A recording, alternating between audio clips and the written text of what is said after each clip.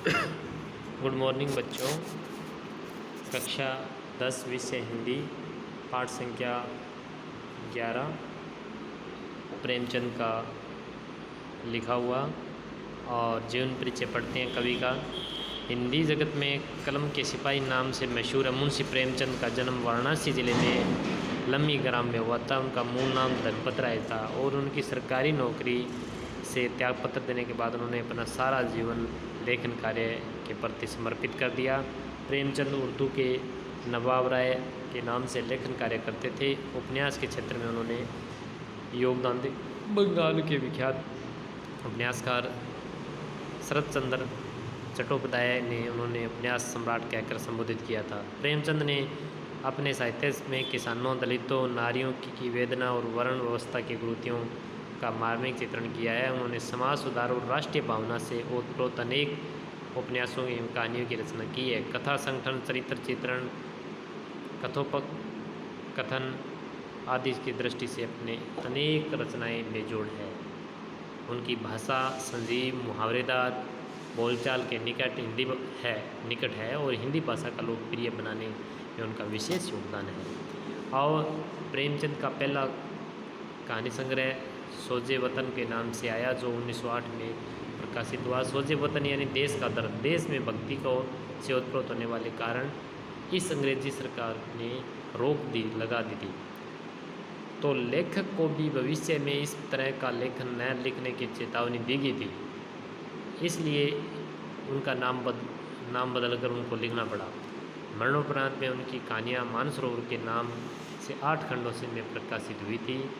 कहानी संग्रह मानसरोवर 8 भाग थे। उपन्यास निर्मला, सेवा सदन, प्रेमाश्रम, रंगभूमि, कर्मभूमि, गोदान, गबन। नाटक है करबला संग्राम। पत्रिकाएं हैं माधुरी, हंस, मर्यादा, जागरण। तो इसके बाद में अपने पाठ का परिचय पढ़ते हैं। इसके अंदर ईश्वर ईदगाह मुंशी प्रेमचंद की एक बाल मनोविज्ञान की चरितार्थ करने वाली एक प्रतिनिधि कहानी है।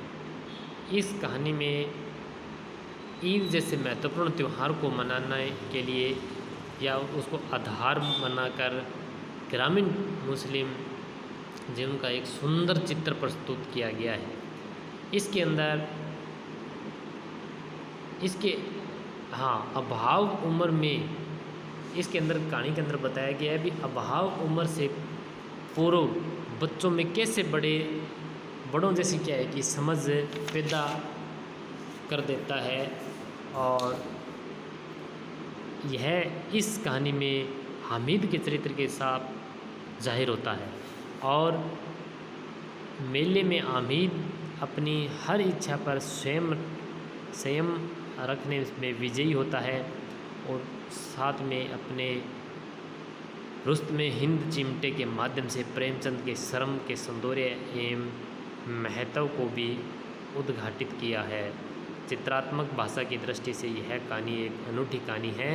इस तरीके से इस कहानी के अंदर क्या है कि एक छोटे बालक का किस तरीके से मतलब अपनी एक पैसे के अभाव में हर इच्छा को दबाकर और एक अपनी दादी माँ की इच्छा पूरी करने का भाव किस तरीके से प्रकट हुआ है वो बताया गया है। तो ये अपना लेसन पूरा आप पढ़ लें और उसके बाद में इसके प्रश्नोत्तर करने अपने को शब्दार्थ करने हैं। उसके बाद में आता है आगे पहला दूसरा करना है वस्तुनिष्ठ प्रश्न, अतिरिक्त उत्तरात्मक दोनों करने हैं। उत्तरात्मक लघुत्तरात्मक 9 की 9 करने हैं। निदात्मक में से देखो बच्चों के लालच में एक दूसरे के आगे निकल जाए और साथ साथ निश्चलता की वो मौजूद होती है। कहानी में कोई 2 प्रश्न ये मत करना। ओनली फॉर 11वां प्रश्न है जो मुंशी प्रेमचंद का जीवन का वर्णन करना है वो कर लेना, बाकी छोड़ देना 10वां और 12वां। बाकी 1 से लेकर 9 तक करने हैं और इसके बाद में सिर्फ 11वां करना है। ये अपना लेसन कंप्लीट बच्चों।